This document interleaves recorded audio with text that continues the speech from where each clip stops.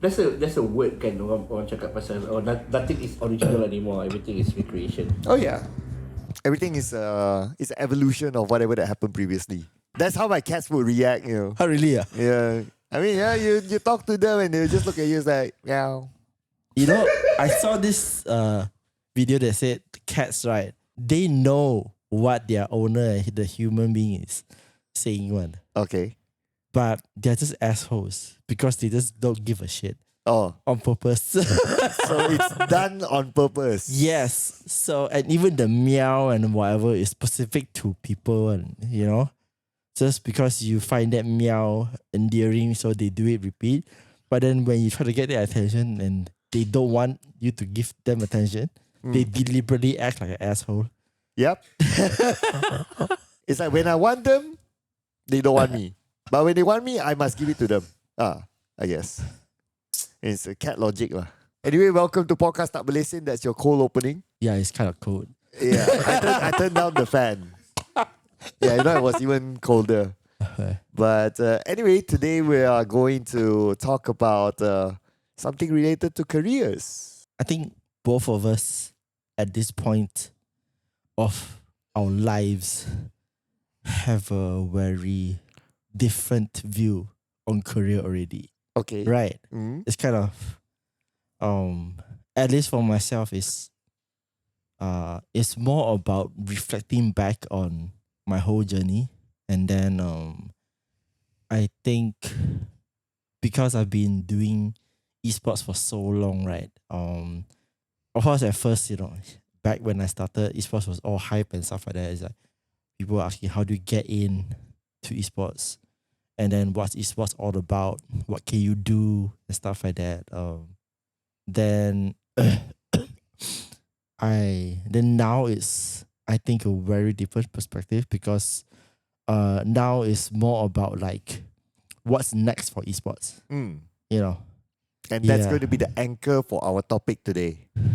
Yeah. So maybe I think I would be interested to start with like a bit of your perspective. Like you came into esports, I believe, like pandemic, right? Yeah, like really.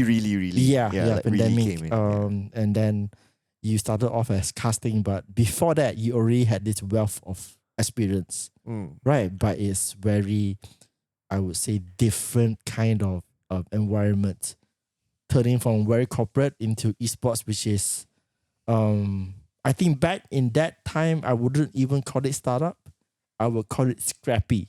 Right. So yeah, maybe talk a bit about that transition, how the two worlds, you know, was Right. like for you. Yeah, so I guess it also depends on which audience would ask me this question also lah, right? Right. Like if somebody from esports asked me this question, then okay, it would be a different perspective. If somebody outside of esports asking me this question, also it will be a very different perspective. And that was something that I realized along the way as well, especially with I was reminded when recently I went for a train the trainer course, which is a HRDC certification, and then everyone else, majority of them are not exposed to esports at all. And then when they know that I do this thing in esports, the first thing that comes to mind is that they all think I'm pro player.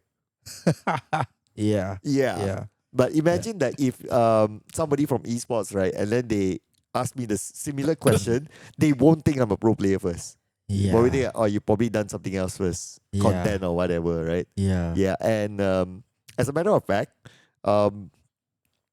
so I started playing competitive gaming. There wasn't even the term esports back in the 2000s. Wait, I think it's more like there wasn't even the term professional. Yeah. It was just competitive, right? Yeah, it was competitive gaming, Yeah. right? Or you just call it gaming, right? Yeah. I believe that you started around that Yeah, year it 2000 was as still well. competitive. It's not like professional. Not at all. Yeah, professional, at least for me, I would term as you get paid to play full time. There's that chance there. Right. You know. And I think in Yeah. year 2000s, nobody gets paid to play. I mean, not full time, at least. Okay, at least not in us, lah, right? Maybe Yeah. if like more mature markets at time, like Europe, US market, Yeah. maybe. Yeah. Yeah, but definitely not us lah. Yeah. Yeah. But the only rewards that we get that time was satisfaction. Yeah. If any reward is that, okay, let's say you win a tournament in the CC, right? They probably give you, oh, here's $50 credits for your next CC. Yep. Yep. CC visit, Yep. or maybe first prize is a gaming mouse. Back Yep. then lah. Yep. That's pretty much about it. Yeah, I think I recall because I was with this clan, and then we always go to this same CC. So we manage, if you work with that clan, you get certain achievement, then your account gets upgraded. Basically, from like, let's say maybe $3 an hour, we pay 50 cents. Oh, you had that? Yeah. Okay. So yeah, that was just back then, It's just that kind of thing. You're not really paid to play the game. Yeah. Nobody pays you to play. And I guess similarly, what we share is that we play the time just because we enjoy playing with the same bunch of friends. Yeah. That over time, like maybe you just mix around, like sometimes this friend goes out, comes in, and you just happen to play together. And then you felt like, hey, you know what? We make a pretty good team, like we enjoy the vibes playing together. Let's sign up for this CC put up a poster at the notice board. Yeah. Say, this weekend, there's this small tournament. Let's sign up for it lah. Yeah. There wasn't any something like you go to this Facebook page or whatever, you find there's this tournament announcement. No, you just go to the CC says this thing is happening this time. Sign up. Facebook didn't exist at that time, so I think it was still like Friendster. Friendster, MySpace. Yeah. People don't talk about these things. Yeah. So yeah, I guess similarly, started that just for fun lah, purely for fun. Like if you join a tournament, you win, lose, it doesn't matter. But that time I was already aware of so CS was my first competitive gaming game. I was already aware of like people talking about like I remember Full Metal Jacket. I believe like people who are hardcore CS old school guys, they would know, was one of the top clans around. FMJ, they were one of the top clans around the area that was at in probably KL that time. And it was all just word of mouth, Yeah. That was how amazing it was. Like you had no social media, word of mouth, and this name exists. Yeah, you would go to CC to see wherever you play, and then there will be people around there talking about these names. Then these names are usually like the more elite players, the clans that really compete in like not just national but like world international tournaments. Yeah. So yeah. But there's nowhere you want to watch them or what. Yeah. Like you don't know anything else. Exactly. Yeah. So I guess that was kind of like the intro to like knowing how does it feel to play competitive gaming, but you never think of it like, you want to climb the ladder board or what. For me, I just want to have fun lah. Yeah, and then in 2003, I discovered what Dota is. Right. Yeah, and that's where like it continued to become like something, just bunch of friends just play, and then through online, you just log into Blue server. Right. A lot of people talk about Garena server. Yeah. I talk about Blue server. I started Blue server too. Oh. Because I think at least for me, Blue server were better quality players. Yeah, and then Garena server, I mean it was there, but the players were just different. Blue server seemed a lot more serious. So then like I mean not say like super serious in terms of like super competitive, but just more proper gameplay. That's about it. So yeah. And that back on days it was like 5.84C or this kind of stuff, right? Yep. So yeah. It was Dota was still a mod. Yep, it was still Right. just a mod. Right. Yeah. And then once I discovered Dota and the whole Blue server thing, and then it's just like, you just play. Sometimes it's just random people that you play with, and some people that you felt that, hey, we got damn good chemistry. Like I remember I had this friend, so when we played, so he's from India. He's from North India. We still keep in touch through Facebook and all that. Imagine, I know him since we were playing as kids. Now he's married and all that. Wow. We had damn good chemistry. And it's like, I will play support, he'll play carry. Wait, So you guys were it's playing perfect. in Malaysia? Yeah. Oh, Yeah. Oh, so he was in Malaysia. And you guys No, were, he was sitting in India, so I think somehow. Okay, I don't remember how okay, the mechanics work lah, okay. but yeah, we connected there lah. Right, Hey, wait, right. or was that Dota 2? Okay, wait. I think that was Dota 2. Okay. The 2003 was still Dota 1. So yeah, so Dota 1 that I remember clearly is that, okay, I had a friend from Sabah and then I had a friend from Malacca and we just somehow random queue and we found chemistry playing with each other that we kept in touch through Yahoo Messenger. Oh, wow. Because you don't have an in-game messenger that you can add friend, like, right? Yeah, the Yahoo MSN or Yeah, so use all that to keep in touch. Yeah. And then that's how we like, hey, if you want to chill, you just DM each other or like group chat or whatever. So those were the days that, enjoyed playing. But those were also the days that kind of screw up my education. I admit that. Yeah, I think anybody who has gone down the CC, I guess, grind, has had that effect. Yeah.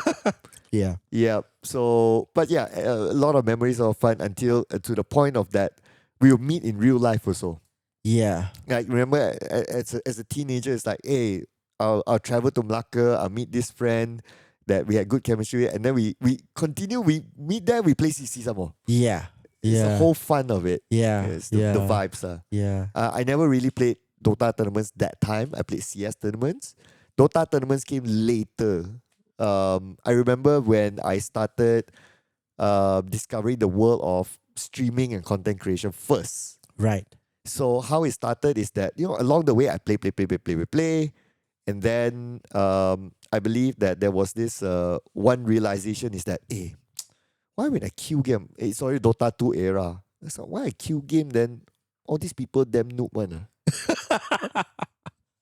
You guys, do you want to explain what noob means? Oh. For those that might not know. Okay, is that you're bad at the game lah.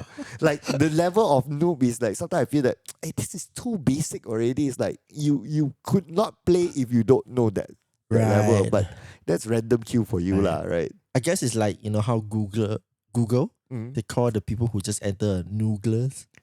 What's a noogler? NOOGLER. Okay. Basically a noob Googler. Is there a noob Googler? A noob. How Googler. can you be a noob Googler? So you just entered the company. First you just joined, so they call them that. Yeah. Yeah. Right. Okay, I get it now. Then from there, I was like, okay, instead of keep complaining about the situation, I thought that, okay, I want to do something about it. That time was, I think, 2018 or so. I decided like, okay, let me just put up YouTube content and put it out and explain Dota in my own way lah. Because I've also watched people from the Western side doing content, and I also learned from them. They also explain in their point of view how certain heroes are played, metas, whatever. So I thought, okay, let me do my version and put it out instead of complaining about the situation. And then from there, when I started putting out, then long story short, I discovered live stream, what live stream is. I went on live stream, I played Dota, and people come to my chat and we talk about Dota stuff. And then from there on, it's like, I receive people like inviting me. It's like, hey, we have this tournament this weekend. We could use one person. You want to come join us? And it's like, oh, cool. Then that's where I started playing a few Dota tournaments here and there again. Yeah, one of it was the Blitz Zone CC. I remember I played there. Right. Yeah, okay. And some of my opponents were like Dota hero. Let's not talk about the results. Yeah. But it didn't matter for me. To me, I just enjoyed the game. I didn't go there with the mindset of like, oh, I want to be the top player. I want to win the prize. I must come home with some money and all that. Yeah, it's all just fun. Yeah. I think that's how most people start, right? Because esports is such a passion-driven industry. I think because it's still rather new compared to other industries. So, most new industries are always driven by passion of just the people who are involved in it, right? I'm sure you started off that too. Yeah. So pretty similar route, player. I think maybe I was a bit more serious because I really wanted to, back then my first game was League of Legends. Unfortunately, Dota 2 people, League of Legends people, rivalry. You see, but we are friends, so we're good. The funny thing is that it's never like, oh, my game is better than yours. It's pretty much like you do your thing, I do my thing. Yeah, sort of. yeah. It's just that if people want to meme it, then Yeah. But if not, it's like you do your, I do mine. Yeah. Sort of thing. Yeah, I think that's mutual respect there. Yeah. Right. You like to play your game, I like to play my game. Correct. Kind of thing. Worlds Right. and TI, you never hear people compare whose world tournament is better. Yeah. Yeah, you just like, Yeah. they do theirs, they do theirs. Yeah. Something like that. Yeah. And then in the end, it's like this epic play happened. Mm. Then you can appreciate it, Like I think for me, I wasn't that big of a huge Dota 2 fan, to be honest. But when I heard the OZ story, No Tail coming back, that whole comeback story, that was epic. And that true side for me was fantastic because that was that whole, storyline behind it. So yeah, awesome, So again, the whole passion behind it, right? So like, I think I was a bit more serious, but same thing, like passion was, I really love, playing games. And then I think it was more about just getting better at the game for me. So then started off with League of Legends, then went to Call of Duty 4, this kind of tournaments. Then, so then I think later I just went into like a community development because back then. How do you get from just playing to community development? So how did I transition? To be very honest, it's been so long, I cannot exactly remember how that transition worked. But what I do know was that it went from just me playing the game, and then I also could, because I also could write quite well. So I started writing for a COD4 news platform. Then did some writing for them, and then from there, just because I needed to interview some people who were from the different local teams out there. Let's say they win, or even we raise tournaments, then I would be the one kind of contacting them to kind of join. And that's how I transitioned from just writing to community management and then hosting tournaments. Yeah, so that was in around 2010, 2011. So yeah, before the whole esports thing, like professional scene. And because for me at least, esports really boomed was when Twitch came up. That was like 2000, maybe 15, 16. So yeah, then Twitch came out, then League of Legends went rise and so on. So I was competing and doing community work before that even happened. So yeah, so very passion driven, coming up and doing that kind of stuff. Because I think what was unique about League of Legends in Malaysia that time is that there was a lot of local community activities. Yeah. And they were from Garena, I believe. Yeah. For Dota, we didn't have Valve doing a community setup here. It was just us enjoying the game. Right. And I always say that Valve and community. But I think they took very different approaches. Yeah, very different. Right. Yeah. Valve focused on the top tier pro scene. Yes. Yeah. Yes. I think they used the allure of TI's prize pool. If you want to be pro, this is your reward. Get here. That's their tactic. Whereas League was a lot more like, if you're enthusiastic about it, we will kind of go along the journey with you. So it's a bit more community building aspect. Yeah, that's why I don't hear much about, let's say, Worlds, right? People, they highlight the prize pool. But if TI is always like, oh, what's the prize pool? Better pass, put in money, exactly, goes to 50 million. Well, they always highlight. That's always the highlight, right? Yeah. Yes. And that becomes a danger when the prize pool starts to dip. Yeah. Although it doesn't affect the community, but it becomes a talk in the community that, oh, what's happening? Why is the prize pool dipping? Sort of conversation. Yeah, it's like like, why is it like the downturn of things and so on? And then also you don't get so much news, right? So if your prize pool hits 10 million, you get news articles everywhere. Right? It's plastered all over media. And then suddenly it's not there anymore, and then you don't get any media coverage. But of course the community will still follow. Yeah. Right? We have already embedded ourselves that it's something that we're passionate about. Yeah. We like it. Sort of thing.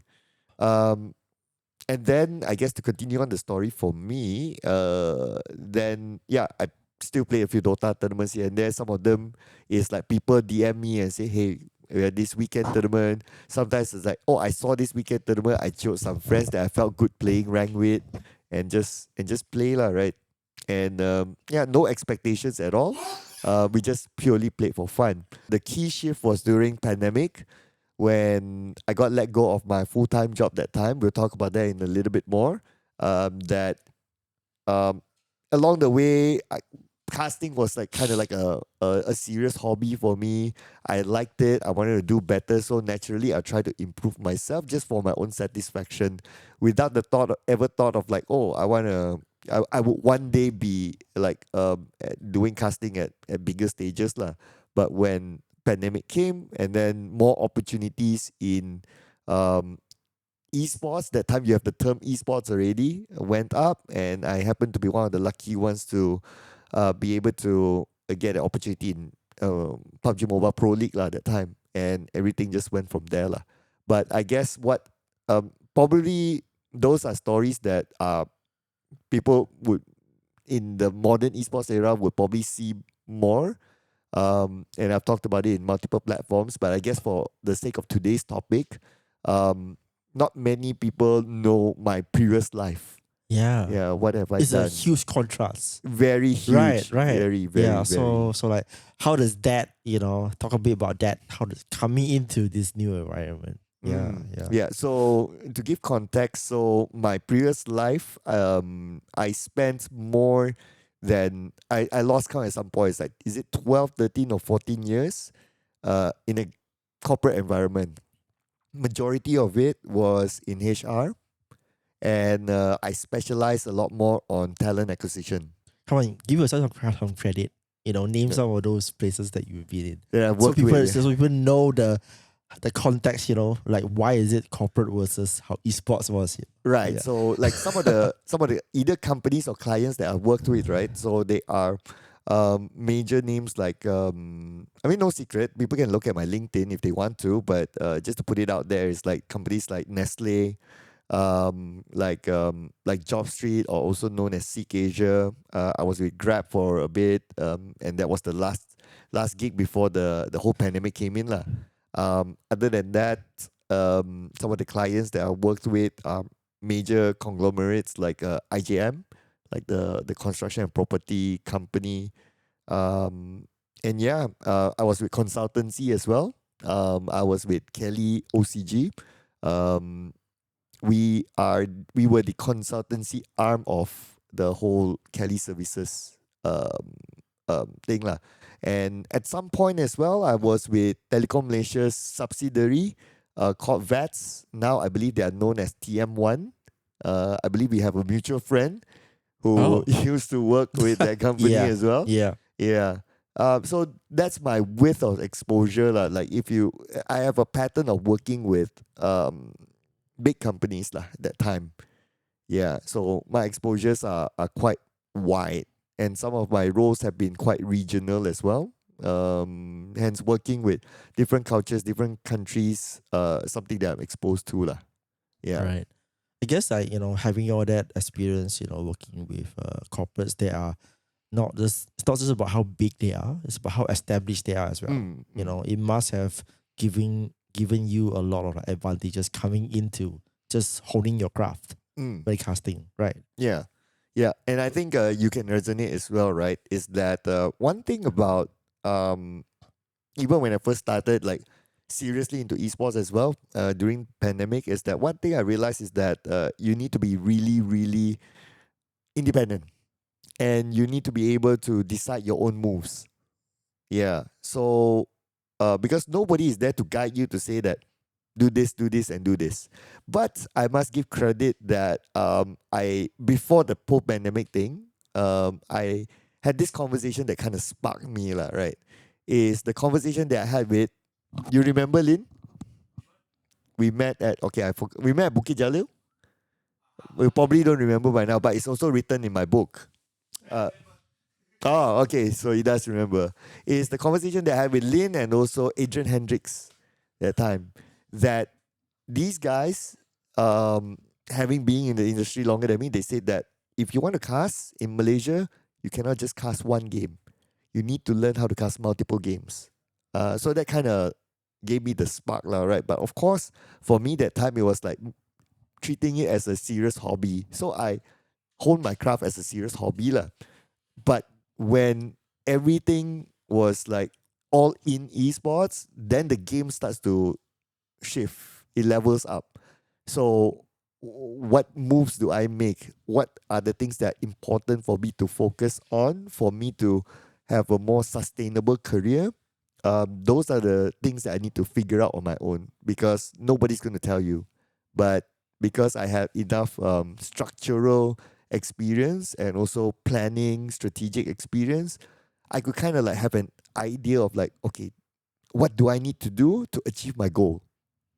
Yeah. Somewhat like have an idea of like how to craft my way towards what I felt that at that point of time I need to achieve. Yeah.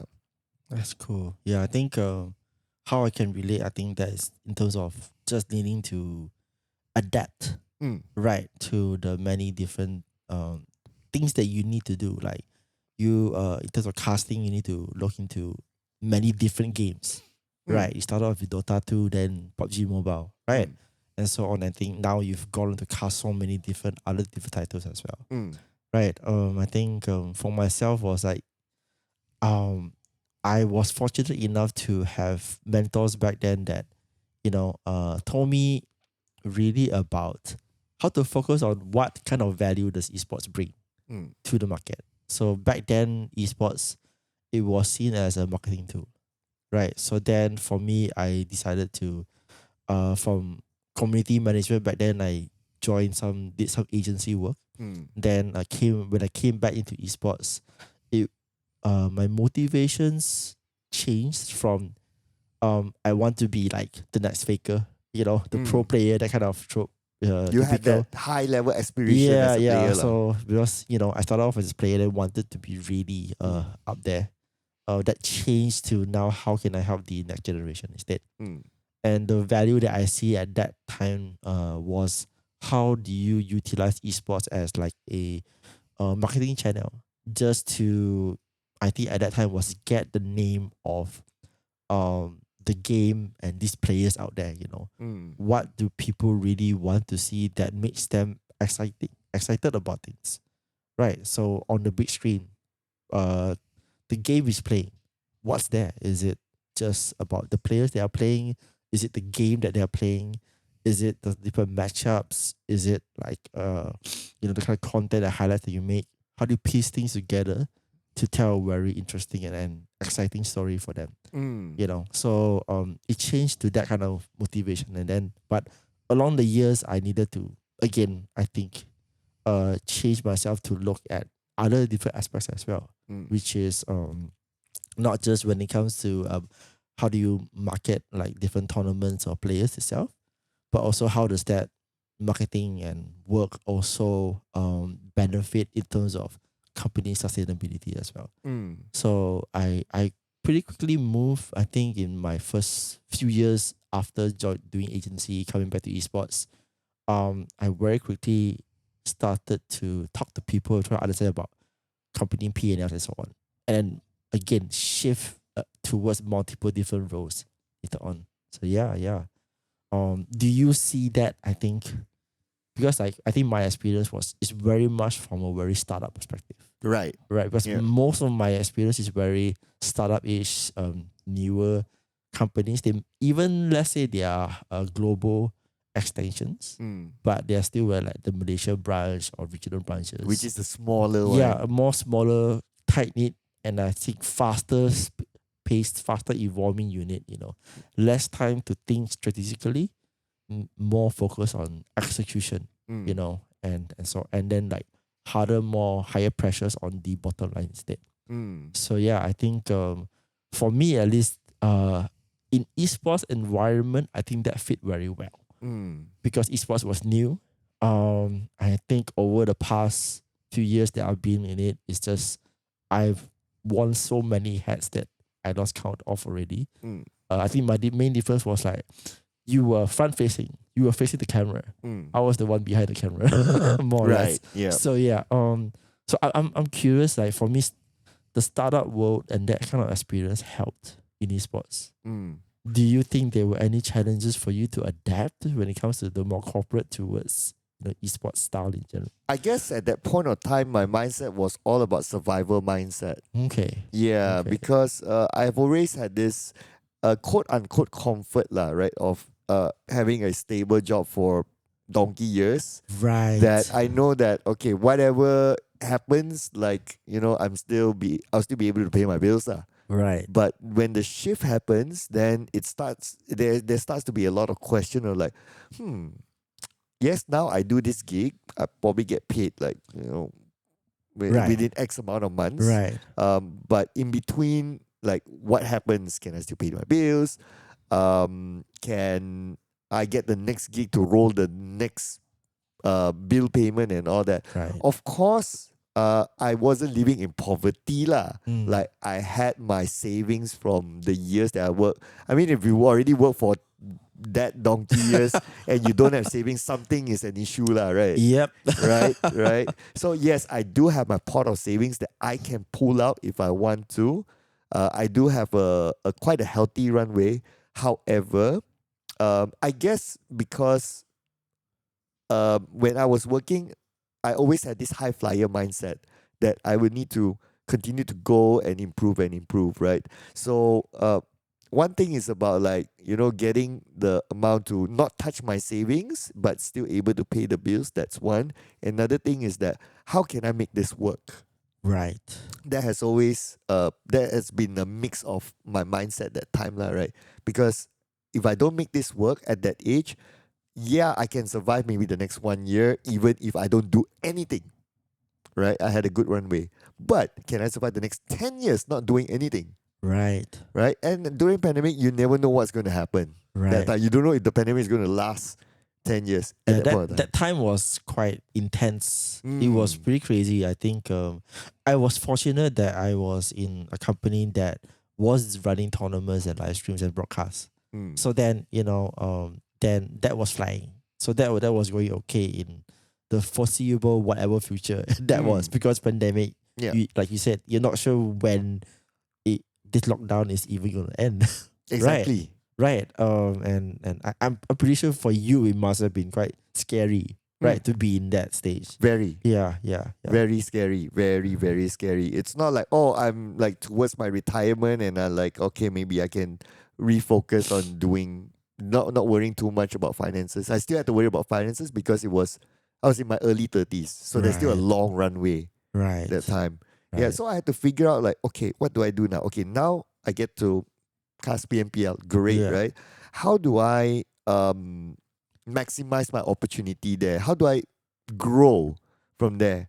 Is just being on the desk, just honing my craft good enough? Probably not.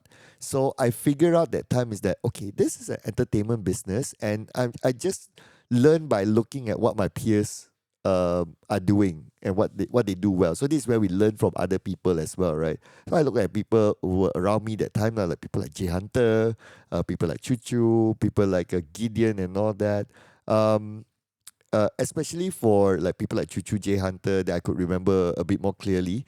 One thing that they did was they showcased themselves on their own social media platform. They do their own content, they do live stream and all that.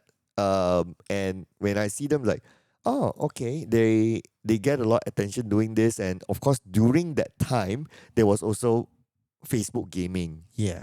right? There was Facebook gaming, and people were a bit more generous in giving out donations that time. So I thought that, okay, maybe let's keep my social media active and let's see where would that go from. I didn't even have the Instagram page that I use right now.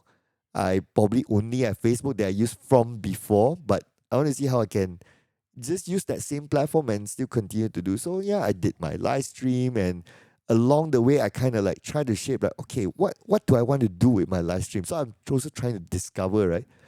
Do people really want to see me play games? I don't know, right? Because at that time we must also remember everybody's doing live stream. during the Yeah. Facebook gaming era. Yeah, everyone was live streaming. Everyone was playing games. It's just like every title was covered. Everyone was doing everything, right? Correct. Exactly, right? And especially if you have pro players like that time, Fredo lah, Right, or right. solos, you think they want to see me play? They might as well go Yeah. and see Fredo and all that. Even I will also see these pro players to see actually what they do, Yeah, in yeah. their POV, right? How did you like even compete? With Yeah. them? How do you even? Yeah. No way. Okay. No way. All right. So instead of like what I thought about that time is like, okay, let's focus based on competency, right? So looking at what I was focusing on that time as work is casting. That's the first thing, right? So what does it take to be competent in casting? What do you think? I mean, number one, you gotta speak well. Okay. You gotta pace yourself, and so on. I think you definitely need quite deep knowledge in the game and the players themselves, and then your whole the league structure and so on.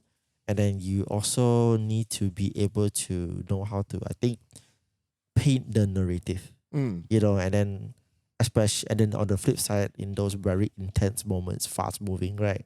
You gotta know exactly what to highlight. Yeah, that would be how I kind of sum it up. Correct. Yeah. Do I really need to be really pro at the game? Not really, maybe. Yeah. As long as I have the know-how and all that, and what are the keywords that you said, setting the narrative, right? So that's where I also had the thought of like, oh, yep, all those that you mentioned. And to summarize it is that as viewers' perspective, they probably want to hear me talk more than hear me and then see me play more lah. Right. Right? Right. If they want to see someone play, they go and watch Fredo. Right. Right. So that's why I thought that, okay, why don't I do my own live stream as a talk show? Right. Yeah. So that's where Right. I started getting knowing the competency that is needed. And then I brought it to live stream, and then okay, let's start doing it. I remember I called it PMPL post show Tak Berlesen. Now it's Podcast Tak Berlesen. There you go. It's actually a involvement from there, lah, right? So I call it post show Tak Berlesen. I always put the title, and then I just go live. And then what I did is that I will review yesterday's game. Right. Yeah, I just open back and then saw the key moments. Then I'll just explain to my viewers. It's like, okay, from my point of view, if they did this, did that, it would be better. And then if they did this, did that, why, I would re-explain. And viewers would just come and talk about it. They want to hear just me breaking things down. Right. They don't want to see my gameplay, which Yeah. is, I know nobody wants to see my gameplay. Yeah.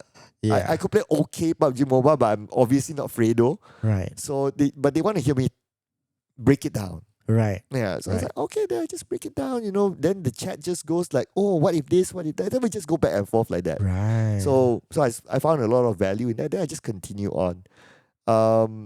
So this is where what I learned from my previous corporate world, because one of the things that we talk in HR is always about competency. In my specialization in talent acquisition, we always talk about competency-based interview. Competency-based interview means that we map out what are the skills that is needed for that role. And then when we assess our candidates, we assess based on the skills needed. So it's very specific. Whether they are technical skills or behavioral skills, we map it out. Yeah. So I reverse engineer that into myself as a caster that time when I first started off. What are the skills needed to be casted? You just listed it out. That's a simple way to put it. Then from that breakdown, I decide on the next action, which is I change the way I do live stream. Interestingly enough, from there, then I remember that time. As I continued to do that, and I went down that route. Interesting enough, then I got offered from a PMPL team to be the team analyst, just because the person who recognized the live stream at that time, is able to appreciate the fact that I'm able to break things down. And it's like, hey, why don't you help my team out? So I joined my first pro team that time. Yeah, which was Damansara Flash Vision. Yeah, back then lah. Okay. Yeah, so Yeah. all that was derived from the fact that I know how to break down what is needed for the role first and work towards those. Right. Yes, and most importantly, stay focused and consistent on that. Yeah. Yeah, I think like is you really leverage on that, past experience, because I was just gonna ask you, how did you use whatever you learned in your previous experience to Right. kind of inspire you, or what inspired you to look into that and to position yourself in a way where, hey, I think this is what my skill set as a caster is. Why don't I stream this as well? Right. And instead of just following what everybody else is doing, right, you set yourself apart, and then that further, I think, brought out more like showcased your skills in doing analysis, breaking things down, which is very different from what people appreciate from pro players. And maybe I think other casters who are more about like variety streamers and more for entertainment streaming, they're more about either people want to see them make epic plays, people want to see them being funny and entertaining, right? Whereas you are the analyst to break things down, to talk about your views and opinions, because The you're the caster. gossips as well. We slide that into. Yeah, People want to hear yeah. the juice. The juice. Yeah. I think that one you got to subscribe to Cloud's back end. Don't know whatever juice gossip flow that he has. So yeah, If they maybe- come even my TikTok live stream now, when I do my Ask Me Anything, sometimes we go the juice. Okay. So you guys know what to do. Yeah. So I think like looking at how you frame, like, using your experience to just look at that skills based, competency based analysis, right? Interviews. Yeah. Look at that, your competencies, right? I think the route that I took was a bit different, because I went more towards like what are the things that I just can pick up nonstop. So it's more like any kind of opportunity that I got to just do something, learn something new towards like just the whole goal of, how do you make, that time it was like making esports sustainable, how do I pick up just more and more skills to learn about, company operations, and then, company finances, what kind of like values do you give to certain people, what do people buy, and all this kind of stuff. So then from there, was just about getting more and more, building up different skill sets, just leading up towards that. So I think it's very interesting, because like it seems like different routes, but in the end comes back to the same thing, which is like end of the day, you got to understand what you do best, and then what's your value in the bigger picture, right? Like your competency based interviews is like you map out your competencies in not just your own skill sets, but versus everybody else's roles, and that's how you can bring your own core role, how you differentiate from everybody else, right? Yep. So yeah, whereas like I went like the whole roundabout of like, hey, let's still do everything, and then now I can see the connections. So it's that kind of thing. So mapping things out. So yeah, it's kind of interesting. Right. Like, so I think on that, right? I think esports has so many different things that you can do, right? And I think now esports is also no longer the safe situation that we've been in since like 2000, even in COVID and pandemic, and even 1 year after, and now it's like 2026 already. My gosh, I'm kind of still 2025. Oh man, update your patch note. I know, right? So we're in 2026, and I think like esports is very different now, and I feel like there are still people who want to get in, right? So it's the normal route. I think the core thing is, if you want to do esports, you gotta learn tournament formats. If you don't understand how tournament formats runs, you cannot really fathom everything else and piece it together, right? Then the other things like they need players, teams, you want to be a player, so on. and you want to be like broadcast and casters like yourself, content creators. But now is like what's next, I would say. If you, let's say you want to stay in esports, if you've already been doing it for a few years, like what's next? Like for example, yourself, you don't just cast anymore, right? At first, casting was your only thing. Now you do so many different things. You teach as well and so on. Like You can go through the whole list. yeah, and then, Yeah. I mean, I think in the end of the day, buy his book, you find out there. Yeah. Right? Yeah. So that the whole list is there. So I think like the question that I would love to get your take on is that now you do so many things. Like, is it like a necessary evolution that you saw for yourself to stay in esports, or how does that work? I guess like for me, like I'm rather adventurous kind of person lah. Like even back then as well, like if there are opportunities that come and somebody comes and tell me it's like, oh, we have this opportunity, you wanna give it a go? For the most part, I would say yes. Yeah. Even whether how challenging it is, how unknown it is, for the most part, I would say yes, because I'm always like, oh, okay, let's give it a go and see how. Because sometimes if you don't try, you never know, right? Your capabilities and whatever it is, it will still the um, give you an experience, right? So you can say that, hey, I've been there, done that. It worked out. It didn't work out. At least you can tell, rather than living with regret, with not knowing what you could have done if you said yes. Yeah. So imagine if you say opportunity comes, you said no, and then why? No, I just don't feel like it. You never give yourself a chance. You never know how it will feel actually doing it. So I've always had that mindset before that, and I guess that's also part of me being rather ambitious as well. I want to do a lot of things so that I collect all those experiences, so that when I go for my next career move, then I will be more rounded lah. Yeah. So when it comes to esports, like, oh, opportunity just sometimes just come after I do that one other thing, that I thought that, okay, I want to do that thing to make whatever that I'm doing more rounded, like casting, for example. Just now there I just do breakdown content. Somebody comes and say that, hey, do you want to help my pro team? And I can say that I was not being paid. There was no money on the table. But what did I do? I said yes. Because I felt that this is totally something new. I don't know what I'm getting myself into, but I think that I can do it.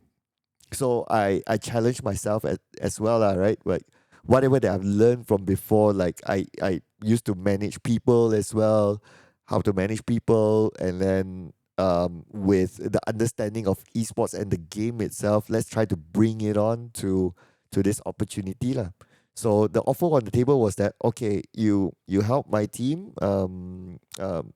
break things down for them, analyze stuff and whatever, help them out.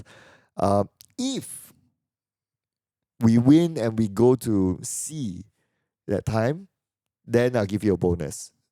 But at the back of my mind is that, okay, if we win lah, all the ifs, right? So it's wasn't really my objective. When I heard that, it doesn't change my goal. I just wanted to do it. I wanted to do it because I want to experience it. And if along the way of doing it, if it really brings value to help someone out, sure, why not, right?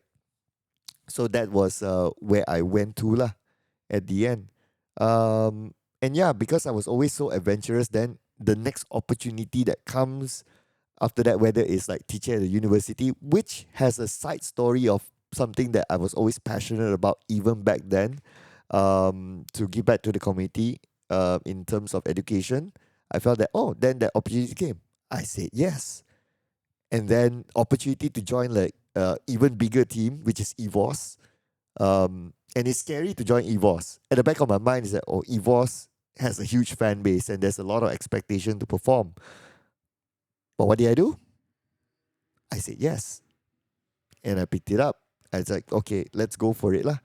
And yes, the expectation was definitely very high, either from the management or even from the fans as well.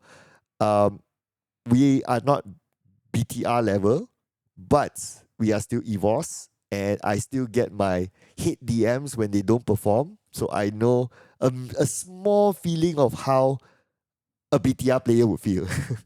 Yeah. But again, if I never said yes to those opportunities, I wouldn't know, right? And I think of course, we had some challenges, lah, right? Being a team that has a lot of expectations and all that, but generally, I felt it was one of my happy times as well. Like I felt the joy. Although yes, we never won PMPL and all that, but still, it was a joyful moment for me, and there was a lot of experience that things that I could experience that I believe a lot of people would not be able to, right? In that sort of setting.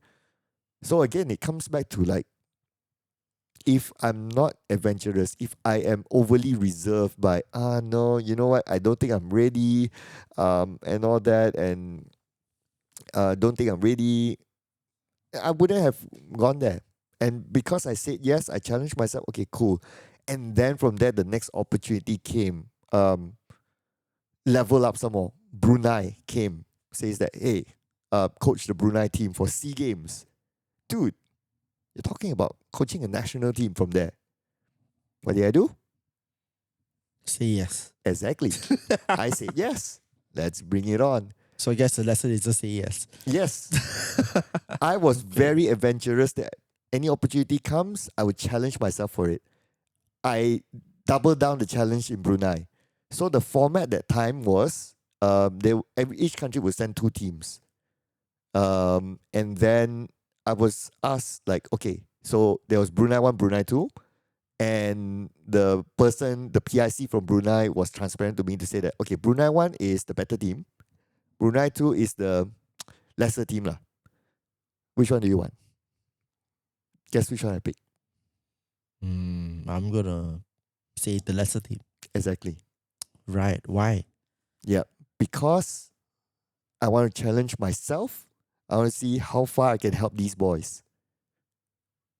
That was my personal goal. Right. And I know that whatever it is, it's going to be an experience of a lifetime. So I want to maximize that opportunity. With the learnings that I've had from my previous professional teams, I want to see how far can I help this Brunei team go, the lesser Brunei team go. I'm proud to say that after 2 editions of SEA Games and the recent Thailand SEA Games, there wasn't PUBG Mobile, so it doesn't count. But the 2 SEA Games that had PUBG Mobile, we are still the best Brunei performing team. We went grand finals. Right. Yeah. Right. And Brunei is not a country that's known for PUBG Mobile, but Yeah. still we entered grand finals. So I think that's an interesting achievement to be able to bring the lesser Brunei team to also go grand finals. Right. So it's pretty cool. Yeah. Nice. So yeah, although yes, obviously in grand finals, we can't beat Indonesia, Vietnam, and Thailand, and you name it, lah, right? Yeah. But still, right? Yeah. Yeah. So I think that looking back, because I challenged myself, and of course I did whatever that I could for the team, they should be proud of themselves as well because they executed the work well. So I was really proud of the boys.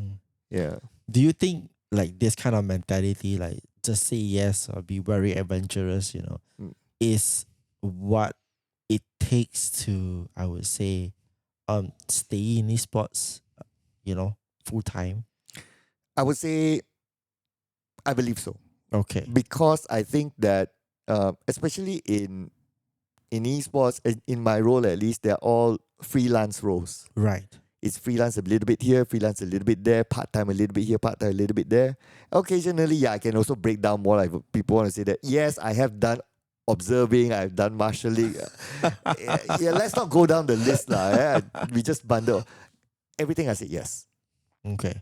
And besides just the experience, right? Let's be real. We need to pay our bills. Yeah.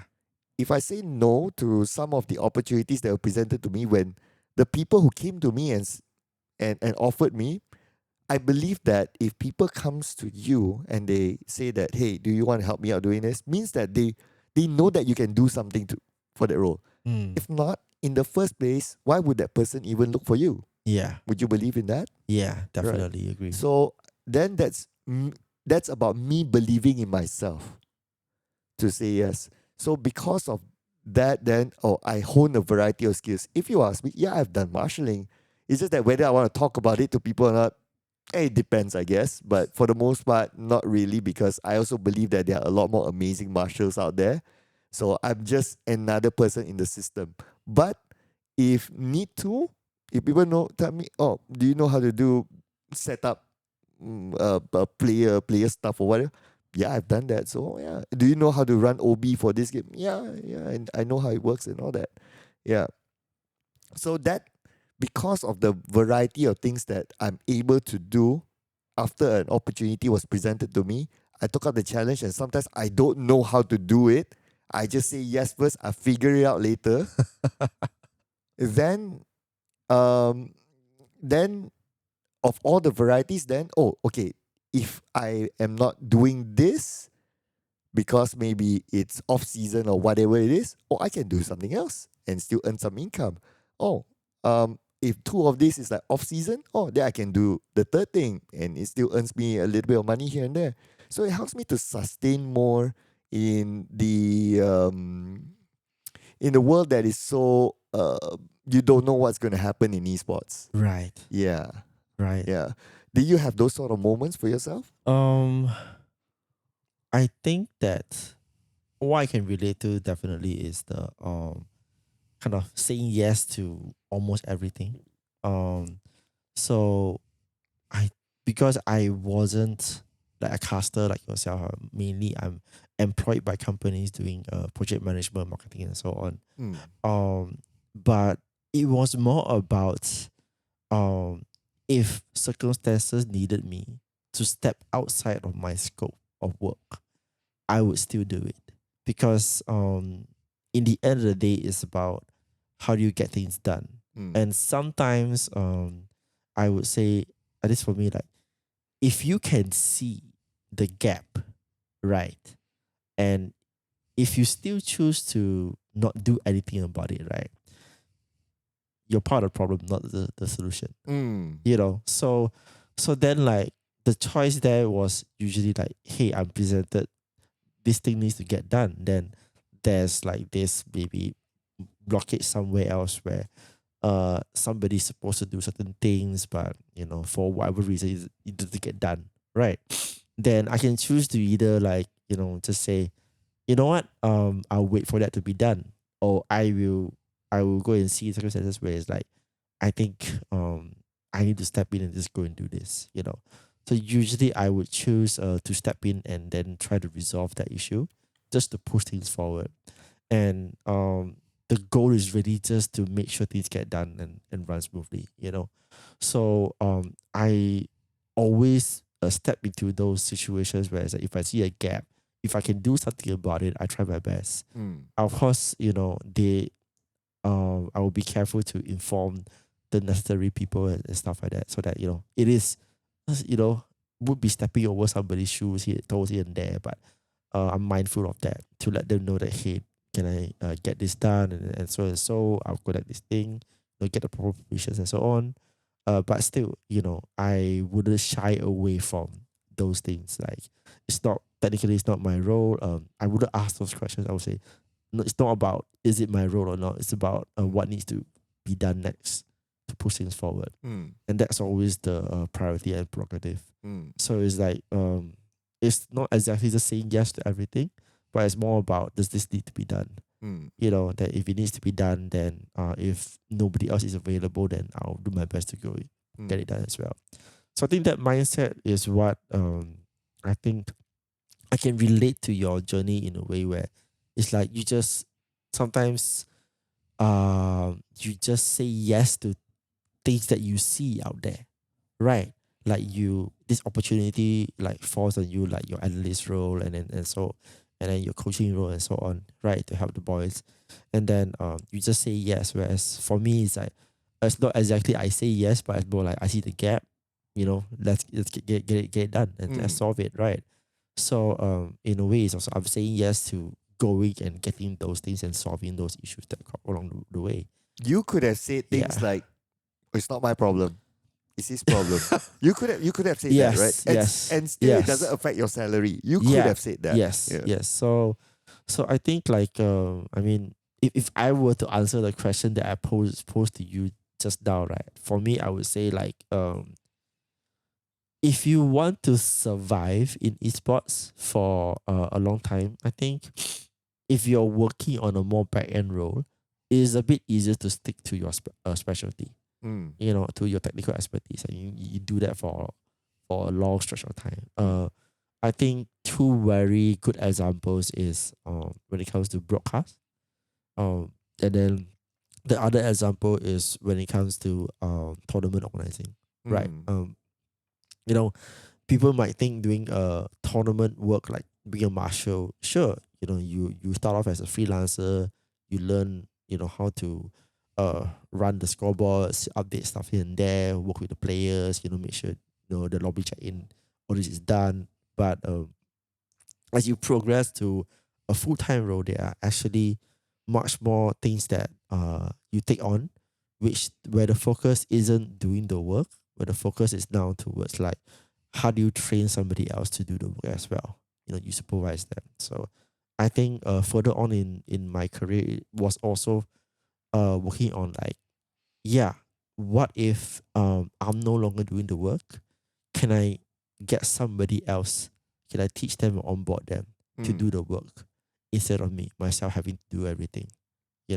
So that also helps companies progress, because as a more back end role, as you level up, it's about how do you scale the competency of your company, be it operational wise or marketing wise, or even business development and sales. So I think that attitude is really important. Really important to have. I think what I often hear, right, is people who come and say that, oh, that's not my problem, or they're not, or that's not my job scope. Yeah, I think that's a theme that I sometimes often hear. I think that but sometimes it's also situational based, right? Why you don't want to get involved in certain things, maybe because it's too sensitive. It's very situational based. So I could understand it. But I do also understand what you went through as well. As long as we are successful as a team, I will do whatever it takes. Right? And because of that, that brings a lot of value to whatever project that you're working on, and you do the things that are just out of your way just to make sure that it happens. You learn your own new skills. Right? And I think that's also a way of learning. I think on the flip side, the thing that we need to beware of is like is a very serious thing to watch out for overreaching. And not overreaching in terms of like, maybe stepping over other people's toes and so on. More of your own capacity. Is the fear of burnout.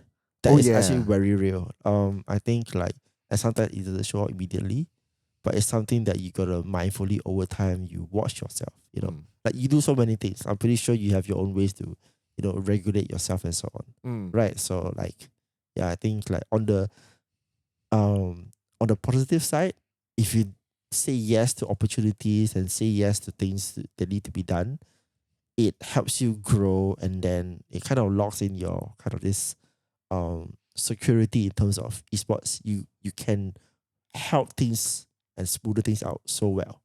On the flip side, you gotta watch out for yourself so you don't stretch yourself too much. And if you end up going to that stage, like basically you're non-functional anymore for long periods of time. So it doesn't help either, right? But a lot of things that are done in esports are more operational execution stuff. Like roles, like what you said, that because you work with an organization, your role is very different, right? On the things you do, the things you see. But a lot of people who work in esports, they're just like, okay, let's say event based. Yeah. I just come, I just do marshalling, I'm out. Yeah. I come, I set up the stage, I'm out. Yeah. Things like that. They are just very execution Yeah. sort of thing. Yeah. So the thing about doing such things is that, okay, cool, you can do it a couple of times and then you already kind of know how it's done. Then it just depends on the level of complexity already, right? Yeah. Or the whether it's like community tournament versus like pro league, and it's just different in that sense. Yeah. But how much new stuff that you learn, that you can transfer it to doing something totally new and to widen your career options. Now, I think that sometimes becomes a blocker to people who truly focus on doing the execution stuff in esports, and most of them are doing freelancing work. Yeah. And as somebody who has done both sides of the coin, I worry that yes, you can earn the money through doing freelancing work and all that, but you will just be stagnated there. Yeah. How do you break out of that? That is going to be a major question, especially now that esports has matured in Malaysia for a good amount of years already. And let's say if some people who are very strong in the field of work that they do, for example, marshalling, they probably have done it for like 7-8 years already. But here comes the question: what's next? Yeah. Right? Yeah. So I've actually seen this happen real time with so many people who are really great, like we call them tournament managers, right? They are really great when it comes to setting up, all these things for the players, the testings, and then even getting people on board and onboarding them just to do tournaments, but let's say like for what, and then let's be honest, esports, the hype isn't as high as it used to be, right? It is still there, and there are standards to adhere to and so on. But it is going to be more and more often that you see people who are in tournament roles. They now need to either move to other kind of roles, or they just get let go, stuff like that. Then, like you said, what's next, right? And I think because tournament managers, their skill set is so niche, right, that most of the time all they focus on is just managing players, essentially, and managing the tournament. Then I think maybe the most transferable skills that I've seen is like two things. One is just practically doing Excel sheets, Google Sheets and that kind of stuff. Because if you don't run on a platform that runs tournaments, usually you use Google Sheets, and actually there's a lot of advanced formulas there when it comes down to it.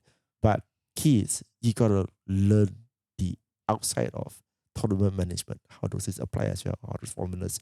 How do you organize stuff? And then the other one is, I think, when it comes to Web3 community management, because Discord management is a huge part of the skill set of tournament managers. So knowing how to set up automation on Discord servers and so on, and then prompts, and then and then just activities in general, and working with the bots. That's really important for tournament managers. So then like Web3, they need that skill as well. To run it. But if you just look within your skill set of just running tournaments, and you don't explore all these other things, right, it's very easy to be pigeonholed into like, hey, I think I'm stuck.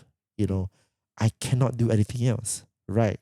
And I think it doesn't help that, let's say, you're doing tournament management for a long period of time.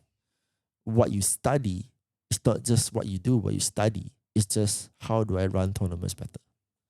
You don't look at other things, because tournaments is such a technical thing that you can really go super deep into it. There's so many formats and so on. But to expand once your role stops being relevant, then you got to expand outside of it. And I think a lot of people kind of get stuck. Correct. It's not an easy transition for them. I So agree. yeah. This is where sometimes I sympathize the people who are overly stuck doing one thing and not able to find a way to do something else, Yeah. especially when needed. You can be very passionate about the things that you do now. Great, right? And but you have to remember that sometimes it's not your fault that you cannot do it anymore. Maybe there are circumstances like, oh, this game just decides to not Yeah. appear anymore. Yeah. How do you move away from there, Yeah. right? Life has to move on. So this is something that if I can share from corporate is that there's always this sense of continuous learning in corporate in many different forms, right? One of the common forms is that companies would have a L&D, which is learning and development department parked under HR. And the focus of the learning and development department is to upskill the skill sets of the employees and also the overall organization, whether it's from leadership level all the way down to the most common stuff that you can think of, right? Depending on the industry. So that's one. So in that kind of system, there's always somebody to guide you to come up with programs. If you cannot in the company, like you just probably busy just doing your own work every day, but there's somebody who comes and tap you on the shoulder and say that, hey, you know what? You've been doing this role for a while. Why not you touch up your role a bit more by learning this, right? And then they send you to trainings and whatever lah. Whether it's an internal trainer or whether it's a government funded training like HRDF or HRDC that they call it now. So that's one. Another way of how learning is being cultivated in corporate environments is that self-learning is another thing. So means that you would be encouraged to have your own self-learning sort of moments, whether it's through a e-learning platform or maybe you take initiatives to say that, hey, I saw this um, training outside that I felt that it's good. Then you can also propose it back maybe to your boss, and then um, through the HR department or L&D department, then they go through the whole HRDF, HRDC process to get it funded so that they can send you for training too.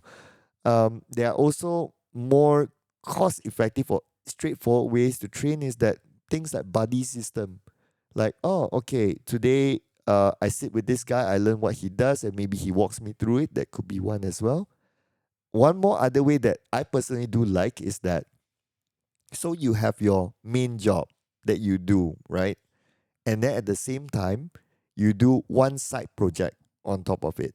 And this is something that was always given to me by my boss. And then I kind of find it very valuable. I practice it with the people who I manage at some point. So this is to not only, yes, you still run the things that is what you're being paid for, operations don't stop, but you do a side project that is either closely related or maybe slightly off. But because of that side project, it helps you to learn new skills. So from learning those new skills, then it's up to you how you want to take your next step in your career to like, you learn the competency based, the breakdown mapping, right, that I mentioned earlier. Then that helps you to either go up in your career or go horizontal in your career. It doesn't matter. But what matters is that it gives you options.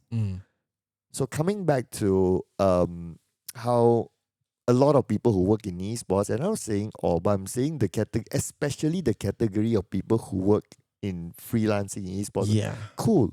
You can get your bills paid now. But what if situations arise that you can no longer do that work? You need to do something else. Are you prepared for it?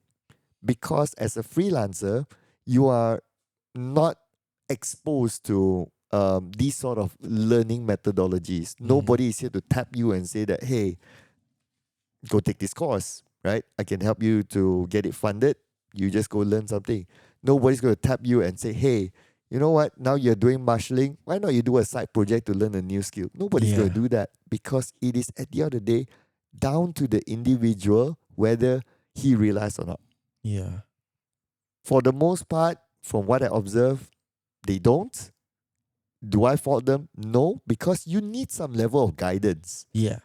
Without some level of guidance, it is hard. So here comes to, now that we are talking about the problem, in my opinion, there is a solution to that. Surround yourself with the right people. Mm. If you surround yourself with people who are more progressive, Mm. people who talk about like, hey, I want to do better in life. I want to achieve more in life. These conversations would psych the person to think, okay, I have this group of friends who I always hang out with and they keep talking about like career advancement, learning new stuff. I don't have the capacity because my work doesn't allow me to do it. But because they keep talking about it, at some point I will be inspired to say that, hey, how do I do the things that you guys are talking about?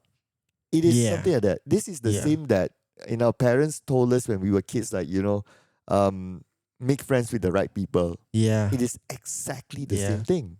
Yeah. Yeah. So I believe that it is not an excuse to say that, oh, nobody is here to guide me. Then take the first step. Surround yourself with the right people. I Yeah. think that is very easy to do. Yeah. Yeah. I think like I want to point out that um there are some things, especially as freelancers, like you Mm. said, you only do execution, right? And the unfortunate reality is that some parts of execution, you can only do it in esports. True. Yeah. And like the example that I elaborated just now about like tournament managers, right? Those are people who actually worked in companies and they're exposed to, when I say Discord and just Google Sheets, Excel and so on, right? Those are actually more like systems that you manage things already.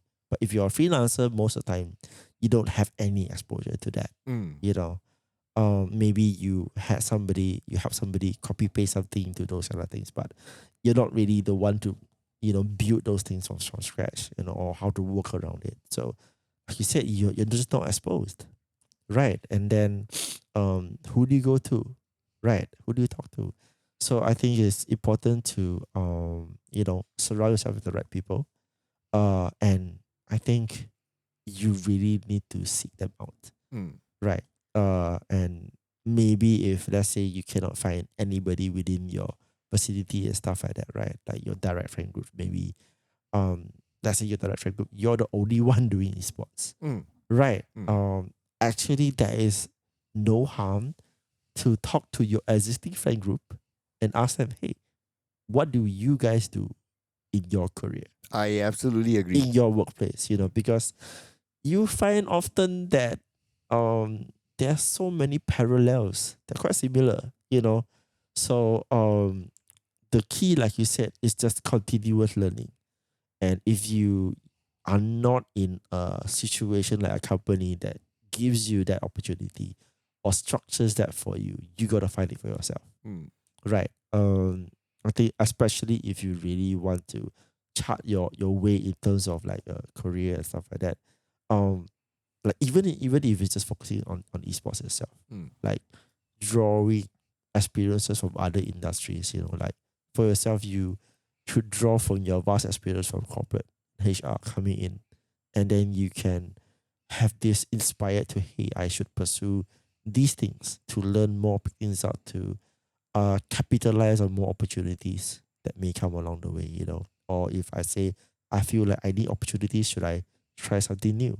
Yeah. So then I think myself is because a lot of my experience also comes from the agency world. Then that helped me when it comes to just having a more well-rounded, I would say, um approach when it comes to just doing marketing, Mm. and then looking at other aspects of the company. For example, I think I started off very operational, So I'm sure we all do. yeah, Yeah. I think probably 'Cause you need most to do people, it you first need to to do get it it. right. Yeah. Yeah. So then like my roles started off very operational, and as you progress as operations person, right, what happens is that um you go on, you lead, you start from doing the work to managing the work, then you work on leading the people and so on, right? And then you go to this space where you find that it's not enough to just lead the people and manage the work, and so on. You actually need to start to be able to see, either quantify or communicate the value that your work, which is just pure operational, and people love to use this term cost center, right? How does your cost center equal to um help your company earn the revenue that is coming in? So like for example, all call centers in a way they are built there because they are needed to deliver the work, right? So your role in the end for operations, it goes to the point where like, how do I see that my call center can help to deliver the work that so that my company can continue bringing in the revenue and so on, right? So like even like that is also like curiosity of just going to learn more and more, right? Um, so when you go on that route, like you just gotta really think about what's next, and then put yourself in situations, be curious about it, and just talk to people, right? I think I didn't have uh, much when it comes to companies that have that kind of innate system. But what I really did was I remember after hours, I'll be going out and just talking to people, getting to know them, getting to know what they do, how they do things, and try and just do stuff together, just work some stuff out. And through that, that's the learning experience that came there. So just enhancing skills and so on. So yeah, like but actually, how would you term, like you said, going about finding the right people to surround yourself with? Because you can say like find people, but how do you find them? Right. Right. Yeah. Right. I guess this is very interesting, right? But I also want to I'll big up the keyword that you brought out that I find has always been a guiding light to me, which is curiosity. Generally, I'm a generally curious person. You can ask my chat GPT. Yeah, I will just randomly think of like, hey, I want to know this random whatever topic, right? Then I just type it in and just listen to ChatGPT explaining to me, which has probably nothing to do with what I do, lah. I just like, I just want to know. Right. Yeah, I just want to feed myself with my curiosity. But to answer your question on like, how do you determine who do you surround yourself with, right? Yeah. Yeah. So I guess this one comes sometimes um with you putting yourself out there first. If it was me, putting yourself out there, putting yourself in communities of interest for yourself. And then within communities of interest, you would find that there are some people within those communities that, hey, this guy seems, I resonate with this guy. And this guy seems to be like few levels above me that, oh, he has like this vision that I resonate with. He's doing some of the cool stuff, and it sounds exciting. Let's try to make friends with him. So I guess if you start with that move, going out to communities, and as you mix with people in a networking session, you find that, hey, this person, hey, maybe like we can start with, hey, let's keep in touch. Maybe we can have a cup of coffee or whatever one of these days. And I guess that's always the starting point lah. So that could be one of it. Other than that is like, if for me, like because I've worked in different places as well, right? So naturally I will meet new people everywhere I go. And there are some people who we stick together just because we can have good conversations together and we can have the same wavelength. And because these people are also like, let's say for example, they are HOD level people. And HOD level people in a large organization is people who have earned the right to be there, lah. And we can have good conversations. So every time when we meet, when we have mamak session or whatever, then we also just talk about like life and all that, but from a more sophisticated level lah, right? Life, career, purpose from a more sophisticated level. So these are people who I spend my time with as well, right? I have to be honest, and I have to be honest that at this age, there's limited amount of time that I can spend with people. So I choose to spend my time with the right people. Yeah, people who I can learn off from, or people who we can rub off from each other and just grow each other lah. Or if it's not grow, yeah, at least to support each other towards a common direction, which is we want to have better lives for ourselves. Yeah, and all that. So as I progress, like whether it's work, whether it's I go to gaming communities or esports communities, there will be some people that, hey, we resonate well, and let's keep having our conversations lah from time to time and all that. So I believe that's a way to surround yourself with the right people. You go mass and then you start to filter on to say that, hey, this person is good for me to keep with. I think I can learn a lot more from this guy, or I can try to validate my thoughts with this guy. So why not? And then along the way, you will collect a few more along the way. Yeah, it's like you collecting, like you collect, and then it just becomes a whole your circle sort of thing that, yeah, it now becomes my circle, Yeah. right? Yeah. Would you say that that's like one of the key ways, or would you yourself have a different way? I think because for me the way that I learn is a bit more like I learn better through experience. Okay. So so my process usually is that I guess I'm a person that tries to figure things out by myself most of the time. Right.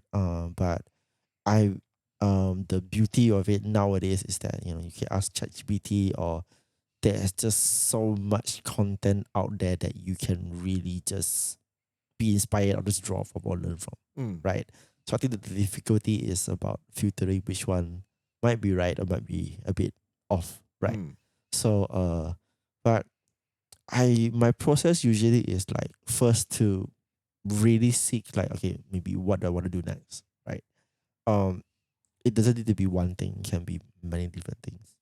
Then I will digest on those and then try to reverse engineer, like I want to get there. How do I get there? What are the steps do I need to get there? Then it is about like are there things that I can do right now to just get me there step by step. Right. So I think for me it is a very much more internal dialogue. But I find that what really also helps is to talk to other people. For example, like how we meet up just for sessions to have date eyes or whatever. Just to like bounce ideas. Right. Sometimes the right people might not necessarily be like a mentor. Sometimes the right people is just somebody you can talk to just bounce ideas. And then sometimes you need like a wake up call, somebody to call you out, right? Because somebody to just tell you that that's not good. Yeah. And they'll be very objective with it. Yes. And they can break it down to you why. Yes. Yeah. Those are very important, especially in this day and age where people love to say Dilulu is the Salulu, right? I think I heard that from you a few times. Yeah. So I think, I'm guilty of using that phrase to kind of hype myself out to just go and get something done. Try it out. Even I've never done it before. But at the same time, you got to reality check.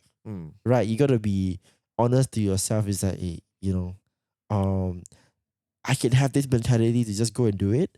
But what are the things do I really need to check out to evaluate whether this is going right, or am I just going full on unhinged, that kind of thing.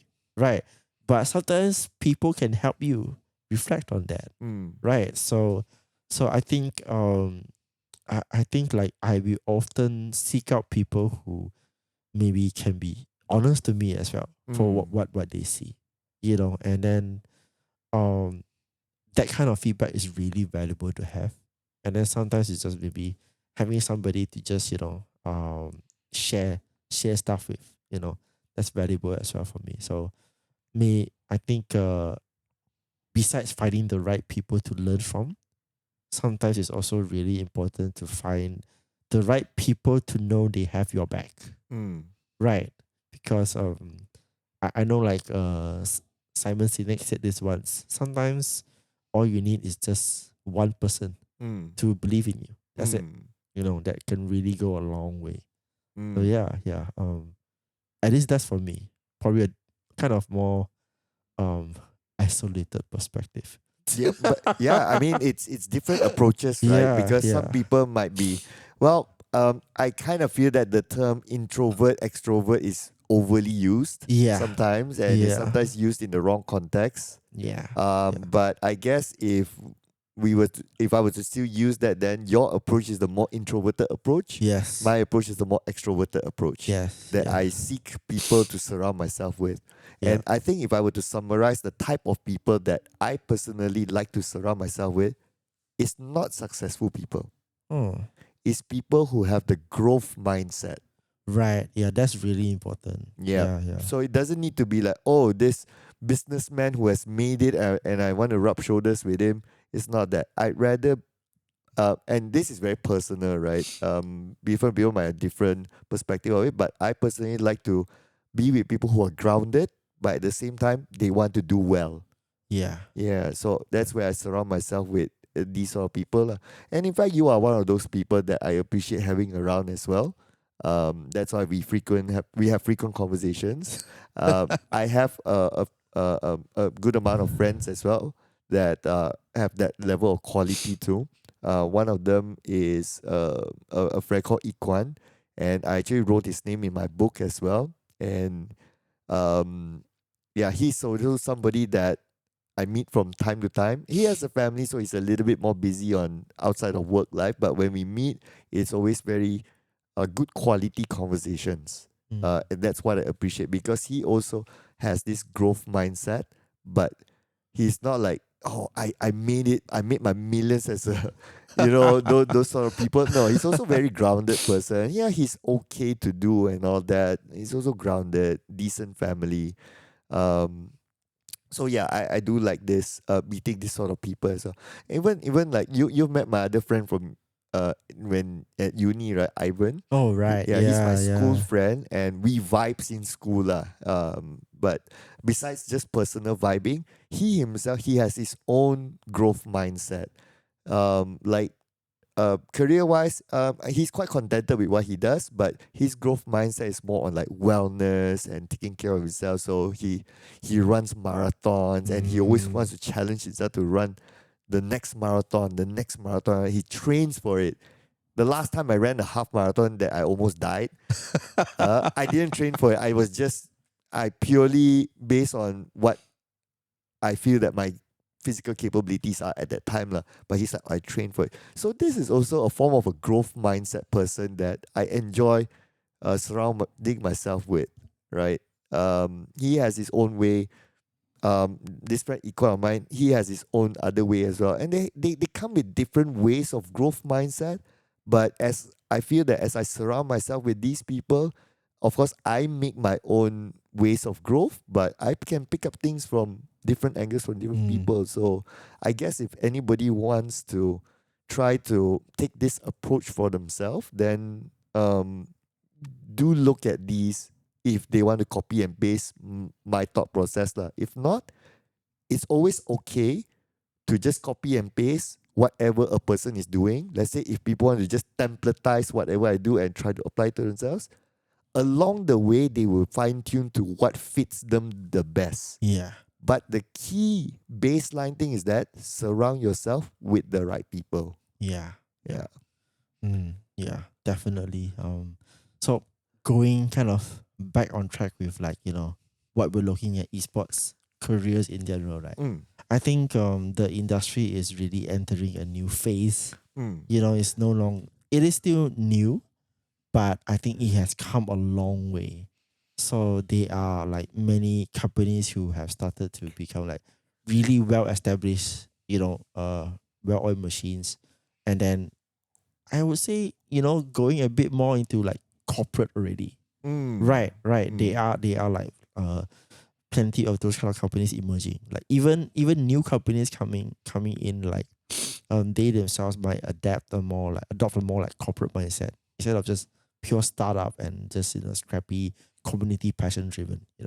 So in your opinion, right?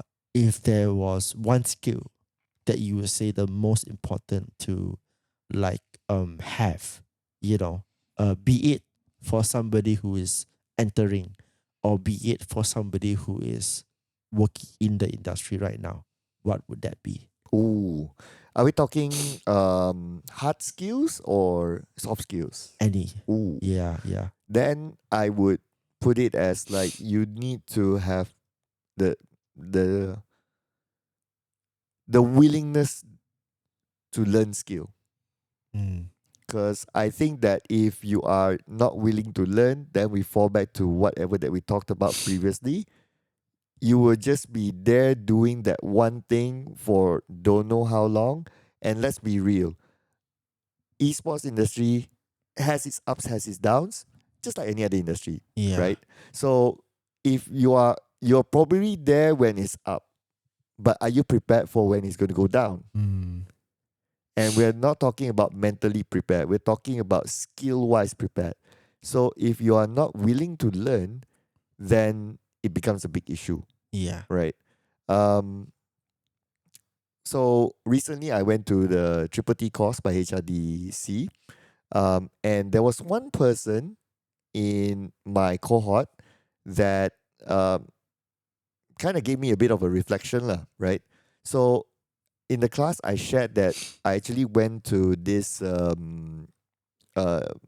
acting master class by Joanna Bessie of Kopitiam. So Right. she's famous because of that, lah, right? She's legendary in my eyes. Yeah. Yeah, I think it's our age kind Yeah, of. our age sort of thing. I think a lot of the Gen Yeah, Zs it's wouldn't know like her. on TV, that kind of thing. Yeah, we will watch like every Yeah. day, 5:30. Exactly. There was her prime Yeah, with Douglas Lim and all that. Yes. The prime era. Yeah. And why? And then I kind of shared with the class that I actually went to this, right? Because there were some points that we were discussing around. And then she also came up to me and said, "Hey, I actually went to learn with Joanna Bessie as well." And okay, so this lady was in the same cohort as me, so she's doing a corporate job. And she came to me and she shared that lah. It's like, oh, cool. So we're technically like alumni lah of her teachings lah, right? So she took theater with Joanna Bessie, but the gist is the same, right? It's still acting and what we learn, the values of it from there. So she asked me, oh, why did you sign up for her class, right? So I said that, at that time I was already doing esports stuff. So I think I shared in the last few episodes that why I went there is because I wanted to enhance my craft. So I want to look at different angles to see are there things that I could learn to enhance my craft. And yeah, and then that's my story lah, right? But for her, doing a corporate job has nothing to do with the whole theater acting sort of thing, broadcast, nothing at all. In front of camera, not at all. I asked her, so why did you choose to pick up drama, a theater class with the great Joanna Bessie? She says that it is just for her to have a creative outlet, because corporate jobs are at some point, maybe to her it became routine. So she wanted an outlet where she can just be creative and be someone totally different. And she wanted to experience that. And that's why she signed up for that, lah. So we kind of think about it, right? You see, these people, they have the initiative of like exploring initiative. Like, okay, if nobody's going to tap me on the shoulder and say, you should go and do this and that, I do it myself. I sign up for the course, I put my money in, it's a commitment, let's go. Because yes, there are free ways to learning. On the internet, you have tons of educational content. You just open YouTube, it's all there, whatever. However, it's different if you put in your own money, you committed to invest in yourself. the mindset is totally different when you step in the class. And that is where I see that, that is actually a good value to learn from. Yes, it's going to cost you money. Sure. What doesn't, right?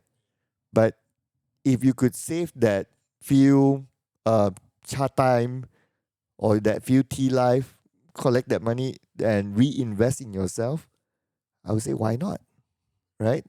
And relating to esports, yeah, sure. Nobody's going to tap you on the shoulder to say, go learn this stuff. Take the initiative then. Put it in, whatever that you're interested in. It doesn't need to be related to what you do. It can be like, okay, your specialization is, let's say you are editor in esports, right? Your job is just to churn out content. You can go pick up, there's this 2-day business course just to get some fundamentals of how business works. Go sign up for it. The experience is going to be very much more different than just learning through YouTube. Not that you say you cannot learn through YouTube, you can, but it's going to be different.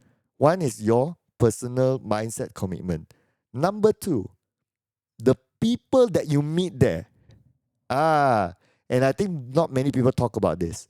The people that you meet in that same session is going there with the same mindset as you, which is the growth mindset. So coming back to where do you find these people from? Like what you said, Yeah. that could be one of those channels. Yeah. People who also want to learn. Exactly. Right. Yeah. I came from a triple T course recently. We have close to 20 people in the class. I can say everybody comes with their own professional expertise, but everybody has one goal being there. They want to learn. So I appreciate surrounding myself with those people, and some of them we do keep in touch and we want to do stuff together after this. Yeah.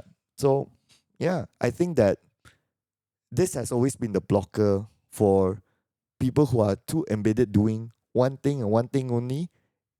Yes, it is to pay the bills, which I understand, but for how long? Yeah. Right? Yeah. So there needs to be this this self-initiative as well to know, to map out what you want to do and just go for that. But if you don't know and you want to be adventurous, just go for that, because sometimes you don't know where it will take you. Yeah. Yeah. And I think like especially in this day and age where everybody talks about AI nowadays, right? Yeah. And I think AI can more or less replicate execution and help you scale it pretty quickly. Where AI still needs guidance from humans really is in more very specialty cases, And I feel that at least esports is still one of those specialty cases, because even when it comes to doing creative work, there are still a lot of things that AI cannot really replicate as well. So you still need that human touch there. So esports might kind of still be a bit more safe when it comes to those things, but it's not going to be forever. Right. So Agreed. you got to be willing to explore out there, and then also I would say think at a higher level compared to not just execution, but AI inevitably will be able to help you do your work or replace you in the future. But what it cannot replace is like the different methods or your approach or your thought process, because many people have found that they can claim I've replaced my this automated my whole workflow with AI, right? So I no longer need to do video editing work and so on, right? You can ask them how long did it take to train the AI to do that, and also to can the AI adapt to other kinds of video editing work, because when you train the AI, it's quite specific in the way that they do it, that you execute. So can you yourself, as the human, be able to train somebody, which is AI, to do your craft but in different functions, really? Right. So I think again, in order to do that, you need to be willing to learn. Right. Yeah.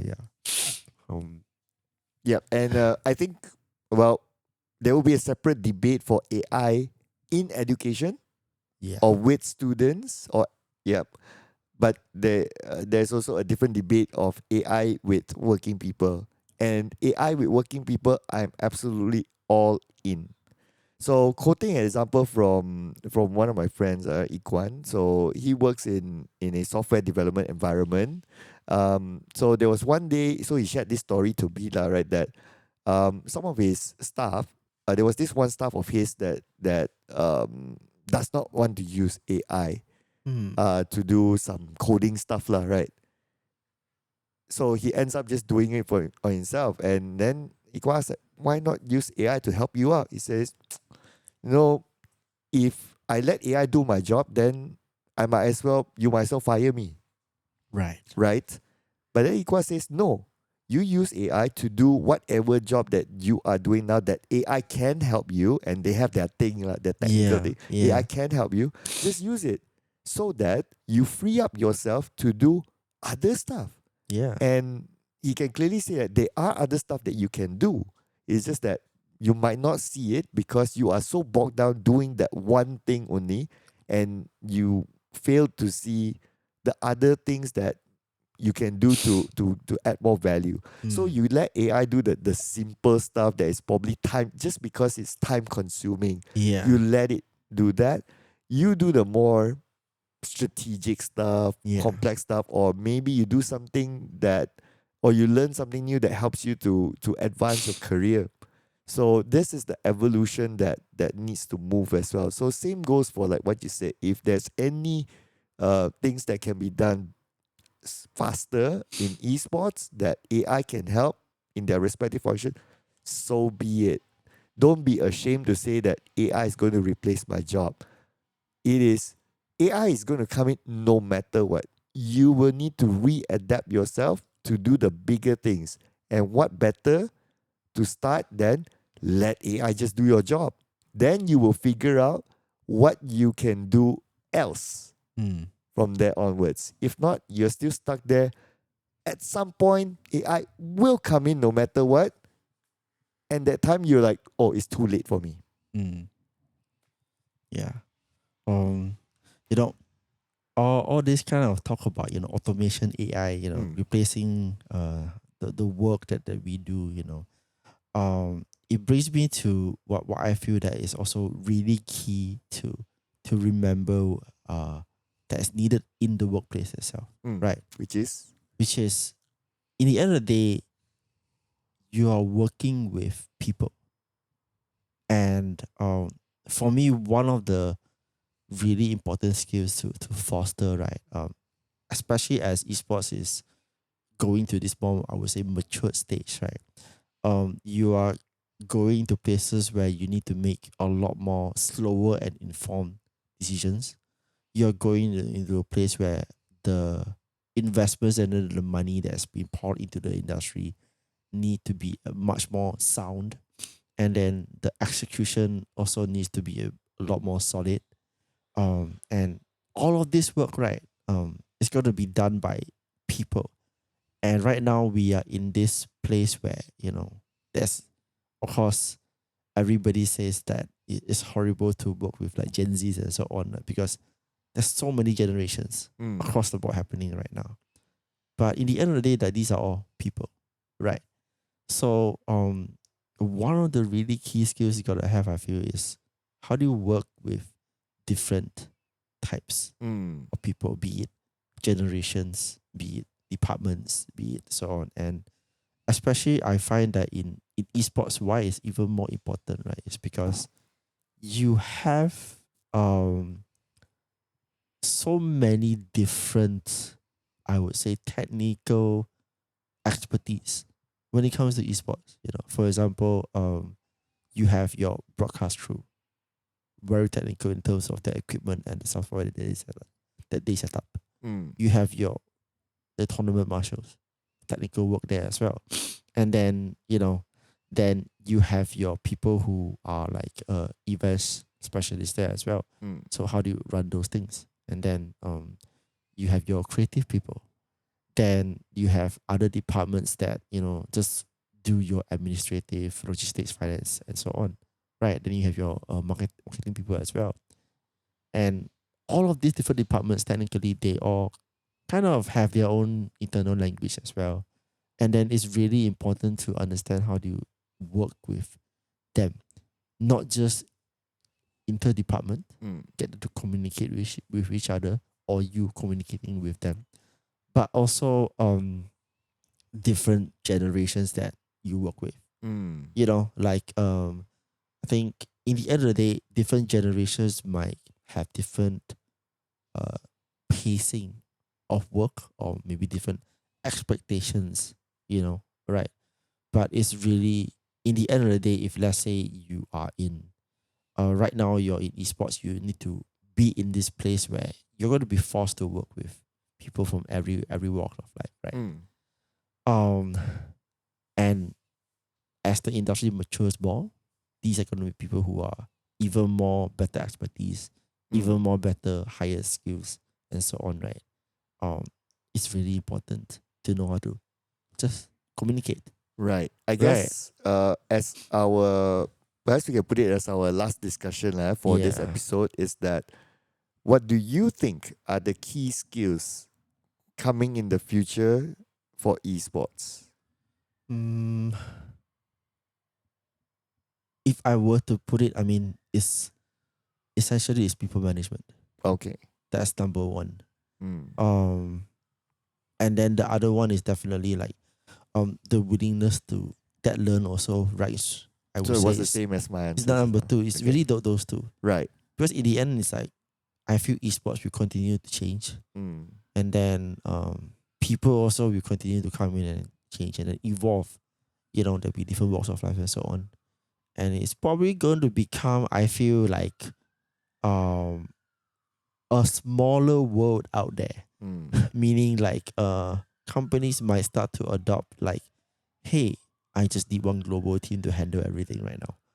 Right. So I feel that might really happen. We're already seeing it in some of the more bigger establishments out there already. So I think those two skills are gonna be like, for me, my top two. So yeah. Right. Yeah. And like consolidation of like markets are also a thing as well. And this is also, it can be in esports, it can be outside esports, but consolidation of markets is a thing because business wants to run more lean. Yeah. Yeah. And this is probably going to continue and continue on. So when it goes down to individuals, the challenge is going to be even bigger to say that, hey, before this you can do A, great, right? But now can you do A and B? And then maybe in the future it's going to be can you do A, B, and C? Yeah. The directive will probably be to tell you that yes, you need to do that. But how to do it, it is you yourself for the most part to figure out. Yeah. And this is where, honestly, for me, the know-how of using AI tools, for example, and maybe there are other tools in the future in your own specialization, right? To be able to help you with. And this is where I see that, whenever sometimes I hear people reject AI, to me is that, yes, sure, you can say no to it for now, right? But in the future, once, maybe it's not AI replacing your job, but it's because the need for your job to be multiplied becomes more in the future, that you need to find ways to optimize certain things so that you can do the multiplier. If you want to still stick with everything I want to do, my manual, myself, no automation and all that, but yet you still need to do the A, B, and C, then you're just going to burn yourself out. So, but if you know how to adapt to like, okay, I have tools, whether it's AI, whether it's not AI, it doesn't matter. I have the tools, I know how to use it to optimize my workflow, then I will have a better way to manage my A, B's, and C's. Things like that. So yeah. On that note, anything else you would like to add? Nah, I think I'm done. Right. What about you? Do you think there are any other skills that would be really important? Yeah, I think for me, I will still come back to the willingness to learn. Because that is, even now, is a common thing that I heard, that I hear of, like, oh, it's not my job. Right. Yeah. Right. It's either it's not my job, or there's one more that I've heard as well. Why must I work why must I work extra? Because at the end of the day, it's not like I'm getting a pay raise. Yeah. Yeah. Yeah. Of course, these are very situational, but if we zoom into esports, a lot of businesses in esports, yes, you have some big companies in Yeah. esports. You have your ESLs, you have your IOSL. These are big companies and they are great, right? Yeah. They have solid operations and whatever. But if you are a team, Yeah. and most teams are either community based or startup based and all that. Yeah. If you're not willing to like just give a little bit more extra, and by saying extra, it doesn't mean that you must spend more hours. Yeah. It doesn't mean that. A little bit more extra is like, now my role is, let's say, is a graphic designer, for example. Hey, maybe that little bit more extra is that once I'm done with my graphic designing role, can I go help the cameraman? Yeah. Something like that. Yeah. Just small things here and there, Yeah. right? That is Yeah. also good enough for it. And by doing that, then that graphic designer learns how to operate a camera. Yeah. Example, Yeah. right? It helps them as a person to learn new skills. It also helps the organization to sustain at least, because startups are very volatile. Yeah. Yeah, very volatile. Yeah. But you also need this company to sustain so that your salary continues to be paid lah, right? It's Yeah. chicken and egg story. Yeah. Yeah. So this is where I hope that people, if within esports, right, and they are within this category, to see it from that lens instead, rather than seeing, I do extra, or I finish my job extra fast. Also, it's like, nobody's gonna compensate me for that. Yeah, you must think that they are also not like your MNCs who have like a big cash flow, Yeah. also trying to survive. So it's you help me to survive, I help you to survive by making sure that your salaries are continue to be paid. Yeah. Yeah. Yeah. But of course, it's at some points that as an individual, you feel that, okay, this system is not working out for me, or you have done so much that you have reached the limit.